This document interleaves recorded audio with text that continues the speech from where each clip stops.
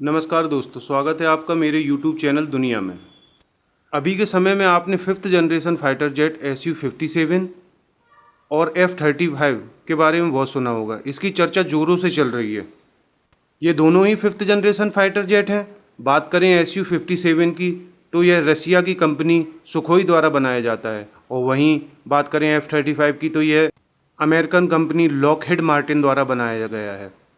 भारत को अभी fifth generation fighter jet की बहुत आवश्यकता है, इसलिए भारत अमेरिका के F-35 और रसिया के SU-57 दोनों पर विचार कर रहा है।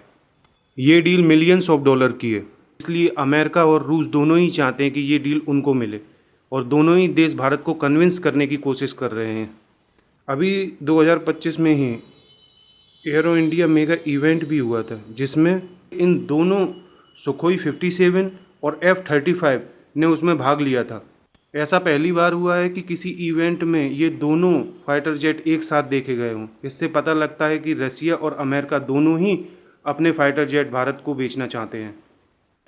अब सवाल आता है कि भारत को इसमें से कौन सा लेना चाहिए, और सवाल तो दूसरा यह भी आता है कि भारत अभी तक अपना fighter jet fifth generation fighter jet अभी तक क्यों नहीं बना पाया है। हम इन दोनों बातों पर विश्लेषण करेंगे। भारत कब तक बना पाएगा अपना fifth generation fighter jet. Bharat ने इसके लिए आर्म का प्रोजेक्ट अप्रैल 2024 में स्टार्ट तो कर दिया है, जिसके लिए 15,000 करोड़ रुपए फंड भी सरकार ने सैंक्शन कर दिया है। इस प्रोजेक्ट के तहत 2035 तक लगभग भारत अपना फिफ्थ जनरेशन फाइटर जेट बनाना शुरू कर देगा। वहीं 3 देश ऐसे हैं, अमेरिका, रसिया और चीन, जो फिफ्थ जनरेशन फाइटर जेट का सफलतापूर्वक निर्माण कर रहे हैं। और इसी तरह से जापान और टर्की ने भी एक फिफ्थ जनरेशन फाइटर जेट के लिए एक प्रोजेक्ट शुरू कर चुके हैं भारत से पहले। भारत थोड़ा लेट है इन सब में। भारत का आर्म का प्रोजेक्ट 2024 में शुरू हुआ है। इतनी देर कैसे हो गई भारत को? तो ये प्रोजेक्ट काफ़ी पहले शुरू कर देना चाहिए। ऐसा नहीं है कि भारत ने कोशिश नहीं की फिफ्थ जनरेशन फाइटर जेट बनाने से रिलेटेड कोई प्रोजेक्ट शुरू करने की पहले। इससे पहले भारत ने रसिया के साथ मिलकर 2007 में फिफ्थ जनरेशन फाइटर जेट बनाने के लिए एक डील की थी। भारत चाहता था कि रसिया इसमें 100% टेक्नोलॉजी ट्रांसफ़र करे, पर रसिया इस बात के लिए नहीं माना, इसलिए 2018 में भारत ने इस डील से पुल आउट कर लिया, और ये डील 2018 में ख़त्म हो गई। तो भारत को 2018 या 19 में ही आर्म का प्रोजेक्ट शुरू कर देना था, पर ये अब मई 2024 में अप्रूव कर दिया गया है। अभी मई 2025 में ये प्रोजेक्ट एग्जीक्यूशन फेस में आया है, जिससे पता लगा है कि आर्म का DRDO के नेतृत्व में HAL द्वारा बनाया जाएगा, और इसमें प्राइवेट सेक्टर की कंपनीज़ को भी पार्टिसिपेशन का पूरा मौका दिया जाएगा। इसमें प्राइवेट सेक्टर की 200 से ज़्यादा कंपनी इन्वॉल्व होंगी, जैसे L&T, Bharat electronics, Godrej aerospace. ये प्राइवेट सेक्टर की कंपनियों के लिए अच्छी बात भी है। आर्म का प्रोजेक्ट ने अभी टाइमलाइन भी डिसाइड कर दी है। 2026 तक तो इसका डिज़ाइन वगैरह तैयार कर दिया जाएगा, और 2026-27 में इसका फर्स्ट प्रोटोटाइप भी आ जाएगा। लगभग 2028 में इसकी उड़ान की स्थितियों का परीक्षण किया जाएगा। इसके बाद 2032 तक इसमें वेपन्स वगैरह के भी सारे ट्रायल हो ही जाएंगे। इसके बाद 2034 तक फर्स्ट वर्जन लाने की कोशिश की जाएगी, और अगर ये सक्सेस हुआ तो भारत चौथा देश बन जाएगा अमेरिका, चीन और रसिया के बाद, जो फिफ्थ जनरेशन फाइटर जेट का बड़ी संख्या में निर्माण करेगा। भारत फाइटर जेट के इंजन बनाने पर भी काम कर रहा है, पर ये एक चुनौती से कम नहीं है। इसके लिए भारत रोल्स रॉयस UK की कंपनी है, फ्रांस की सेफ्रॉन कंपनी और जापान की एक कंपनी से बात कर रहा है, और भारत इसके लिए 100% टेक्नोलॉजी ट्रांसफ़र चाहता है। इस पर ही बात चल रही है अभी, और भारत ने खुद का कावेरी इंजन प्रोजेक्ट भी इसके लिए चालू कर रखा है, क्योंकि ये भारत के लिए बहुत ज़रूरी है। क्योंकि भारत अभी तेजस का इस्तेमाल कर रहा है, और उसके इंजन के लिए भी हमें US पे डिपेंड होना पड़ रहा है। भारत 4.5 जनरेशन के रफ़ाल का यूज़ भी करता है, जो फ्रांस द्वारा निर्मित है। भारत ने ऑपरेशन सिंदूर के बाद फ्रांस से बात भी की है रफ़ाल की 100% टेक्नोलॉजी ट्रांसफ़र के लिए, पर फ्रांस इस बात पर राज़ी नहीं है। इसलिए ये सारे प्रोजेक्ट भारत के लिए बहुत आवश्यक है। इसलिए भारत को नए जनरेशन के फाइटर जेट और स्वयं के बनाए हुए फाइटर जेट के इंजन पर ज़ोरों से काम करना होगा, जिससे हमें आगे चलकर अन्य देशों पर डिपेंड ना होना पड़े।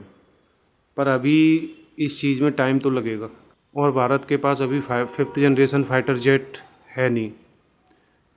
और अभी पाकिस्तान, चाइना जैसे देशों को काउंटर करने के लिए हमें 5th जनरेशन फाइटर जेट की तो आवश्यकता है ही, क्योंकि चाइना जल्दी J-31 फाइटर जेट पाक को दे सकता है, और जो कि एक एडवांस फाइटर जेट है। उसको काउंटर करने के लिए ही हम Su-57 या F-35 की तरफ देख रहे हैं। अब सवाल आता है कि भारत को कौन सा खरीदना चाहिए, F-35 या Su-57। इसके लिए कई चीज़ें मैटर करती हैं। Su-57 या F-35 दोनों में से क्वालिटी वाइज भारत के लिए कौन सा बेहतर होगा, दोनों की कॉस्ट में क्या डिफरेंस है, और दोनों देश अमेरिका और रसिया F-35 या Su-57 की टेक्नोलॉजी ट्रांसफ़र के लिए रसिया और अमेरिका में से कौन सा देश तैयार है। बात करें कॉस्ट की तो Su-57 की लगभग एक यूनिट की कीमत $40 मिलियन के लगभग है। वहीं F-35 की कीमत $80 मिलियन से 120 मिलियन है। F-35 के क्योंकि 3 वेरिएंट आते हैं, और वेरिएंट के हिसाब से इसकी कीमत भी तय की गई है। F-35 से लगभग आधी कीमत Su-57 की है, और वहीं F-35 का मेंटेनेंस भी बहुत ज़्यादा है, उसमें भी बहुत मोटा खर्चा आता है। और वहीं टेक्नोलॉजी ट्रांसफ़र की बात करें तो रसिया Su-57 के साथ Su-37 की टेक्नोलॉजी ट्रांसफ़र और सोर्स कोड दोनों देने के लिए तैयार है। ये बहुत मैटर करता है। रसिया ने Su-57 की टेक्नोलॉजी ट्रांसफ़र का भारत को ऑफ़र किया है। इसके तहत वह Su-57 का भारत में HAL के साथ मिलकर निर्माण भी करेगा। इससे भारत को एक और फ़ायदा है। भारत का जो आर्म का प्रोजेक्ट चल रहा है 5th जनरेशन फाइटर जेट बनाने के लिए, उसमें भी इससे काफ़ी मदद मिल सकती है। रसिया सोर्स कोड देने को भी तैयार है। सोर्स कोड से भारत अपने हिसाब से Su-57 में मॉडिफिकेशन कर सकता है। सोर्स कोड कोई देश किसी देश को देता नहीं है, ये बहुत बड़ी बात है।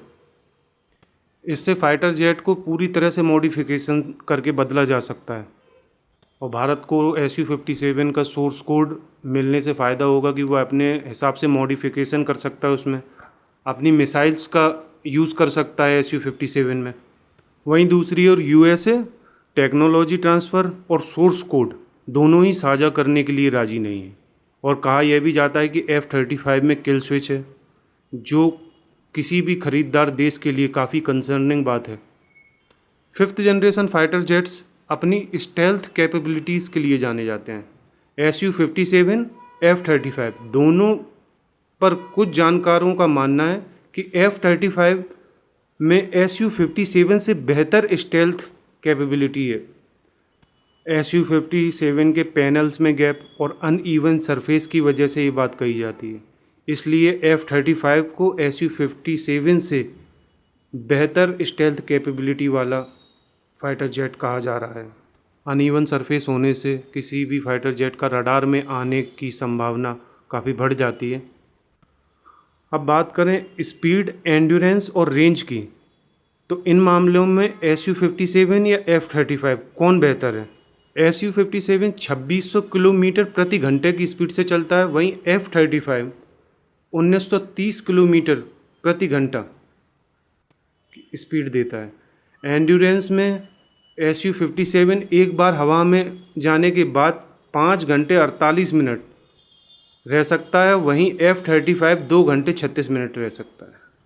और रेंज की बात करें तो एक बार हवा में जाने के बाद Su-57 5500 किलोमीटर दूरी तय कर सकता है, वहीं F-35 1600 से 2200 किलोमीटर तक की दूरी तय कर सकता है। Su-57 में डबल इंजन है, F-35 में सिंगल ही इंजन है।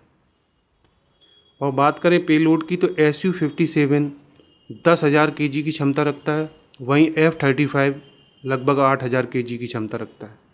और Su-57 में हम 12 मिसाइल लगा सकते हैं, और F-35 में लगभग हम 10 मिसाइल लगा सकते हैं।